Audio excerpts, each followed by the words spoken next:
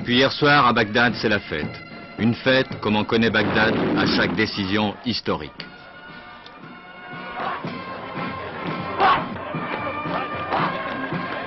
C'est la fin de l'ère coloniale, c'est par cette phrase que le speaker de Radio Bagdad a terminé l'annonce de la nationalisation de l'Iraq Petroleum Company. 2 heures après, toute la ville était dans la rue pour manifester. Et dès ce matin, à l'appel du Parti Baas, des milliers d'Irakiens défilaient place Al-Tahrir au cri d'abat l'impérialiste sioniste, vive la nationalisation, la Palestine et le pétrole aux Arabes. La foule scandait les slogans du parti, liberté, unité, socialisme. Dans toutes les petites rues qui descendent vers le Tigre, sur toutes les places, des orateurs improvisés du parti haranguent la foule. Nous avons tenu nos promesses, nous avons mis l'IPC à genoux. À la radio, les speakers qui se relayent proclament « Le peuple d'Irak est enfin vengé d'un demi-siècle d'exploitation éhontée, d'oppression et d'humiliation ».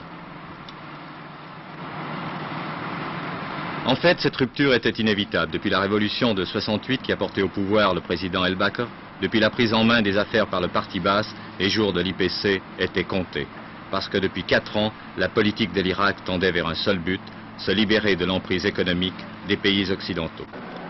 Pour cela, l'Irak s'est tourné vers les pays de l'Est, vers l'URSS en particulier.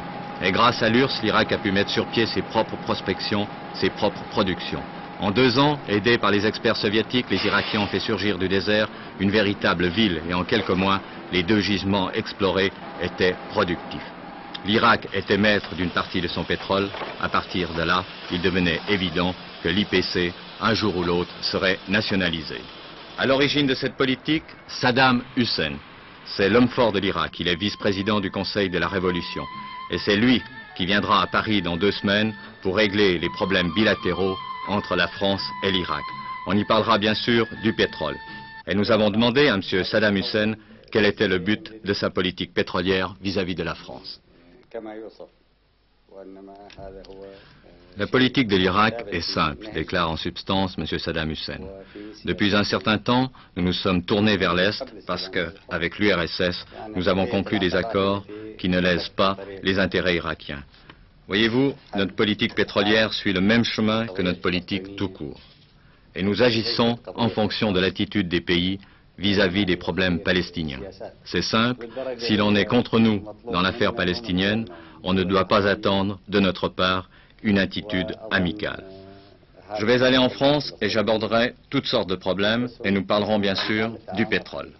Avec la France, je suis prêt à négocier, car la France a toujours eu une attitude correcte vis-à-vis des problèmes palestiniens.